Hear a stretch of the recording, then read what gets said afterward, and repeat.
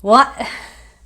Black Friday, the craziness that comes with Black Friday and all the shopping. And I feel like people get transformed in Black Friday.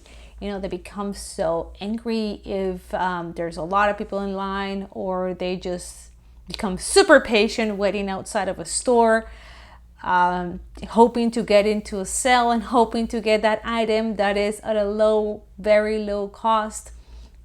It's just crazy.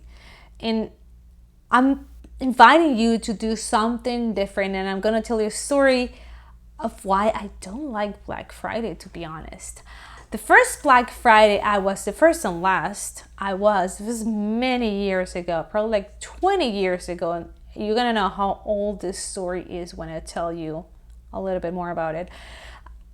I went with my mom, we were going to buy a computer, and we went to Best Buy, and we joined this line that it was the longest line of my life, and people literally were camping. We didn't get there that early in the night. We got really early in the morning, but there was already people lined up like in camping mode with camping chairs and all that stuff. And I was like, oh my god, what is this? And we were in line for so long that I had to call my boss, and I used a paid phone. This is how old my story is. I had to use a paid phone to tell her that I wasn't going to be able to go to work because I was on this crazy Black Friday. And I missed so many things. I missed spending time with my family. I missed spending, I was going to be there at work as well. So I missed a lot of things that I should have taken advantage of, and still had a celebration at the office. So they had things going on that I missed because I wanted to get into the sale. And then when I got inside, you're not gonna believe what happened. The computer we were gonna buy, it was gone. That's when I learned that don't believe what you see on those Black Friday ads. And I just learned just to enjoy the moment and don't focus that much on material things. And this is my topic for today. When everybody's today crazy, even if you're watching this later, it's crazy going shopping, and that could be at many other times in the year, but I feel like Black Friday has become this big deal of going out shopping. And I just want to invite you to focus on something else. I don't have anything against shopping. I enjoy going shopping. I feel like it's a good thing to do, to buy presents for people, the people you love, you care about, to buy a present for yourself too. I believe in all those things, but sometimes we get so caught up in the material things that we forget the true essence of being joyful, the true essence of joy. We get lost into this commercials and the marketing, and then just getting things and consuming things and buying things you don't even need or know why you bought them, just because we feel like things are gonna fulfill our lives. And things don't fulfill lives. Moments, enjoyment, spending time with family, spending time with loved ones, and so many other things you could do will nourish your soul and your heart. So today I'm going to talk about things you can do. And if you want to spend money, I also have ideas for that. If you want to shop and give someone a present, I also have ideas of things you can give to someone that are very meaningful, that not necessarily have to cost a lot of money, but they're thoughtful gifts.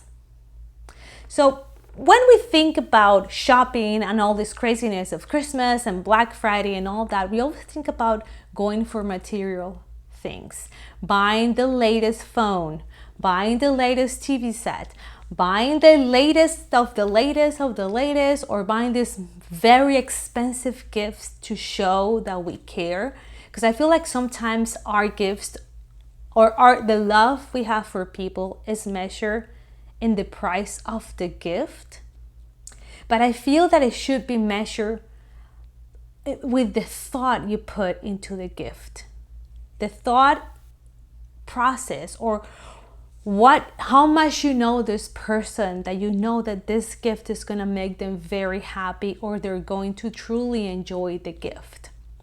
So I believe that there's so much more behind buying a gift than the price itself. So when buying gifts, I suggest you think about what truly brings joy to the people you're buying the gift to. What do they really like? What will brighten up their day? It could be spending time with you. It could be going out for a walk, for dinner.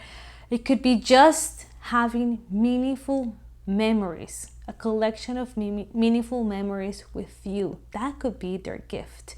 It could be a collection of pictures and memory from past moments that you enjoyed together.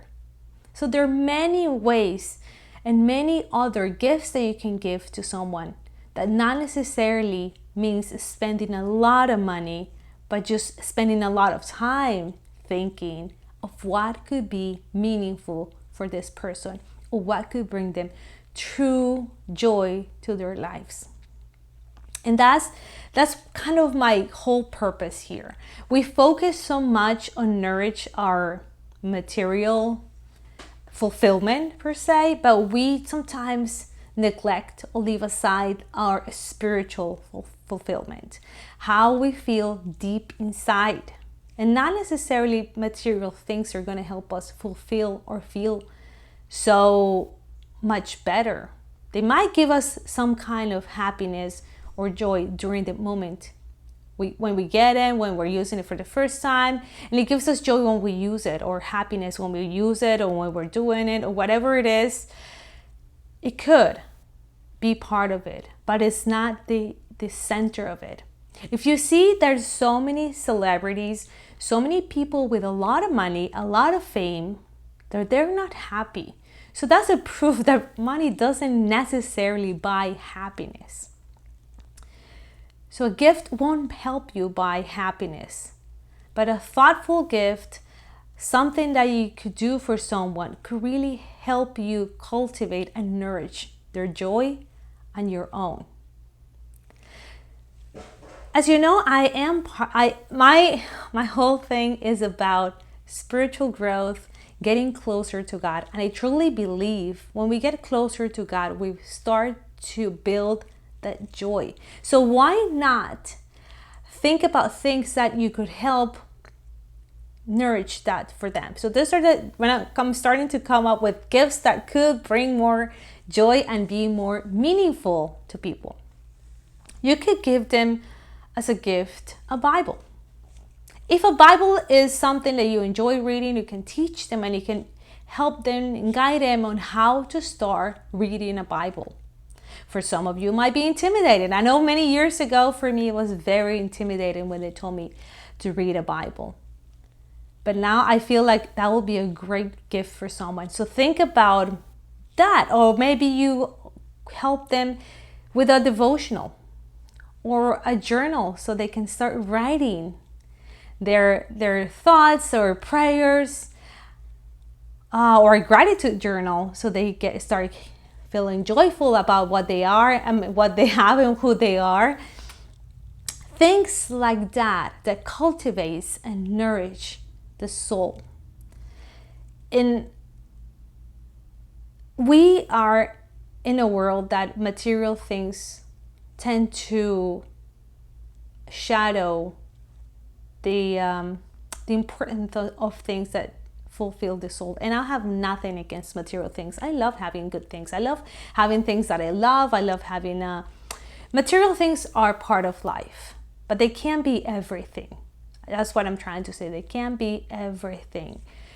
So on this Black Friday, think about what you can give to your loved ones that is meaningful, that you can help them grow spiritually, grow personally, maybe a self-help book, a self-help course that will cultivate and nourish them and help them become a better person, help them on their journey, give them a trip of a place they would love to go, give them experiences that they will remember forever, give them memories they will remember and cherish forever. So hopefully this is helpful, and this is why I wanted to share this message today, because I feel like sometimes we get so caught up on the material life and we forget about the spiritual life and how much joy little things can bring to our lives, and how important it is to cultivate our spiritual growth, to cultivate our faith in God, so we can overcome obstacles and just have a joyful life full of peace and love. See you in the next video.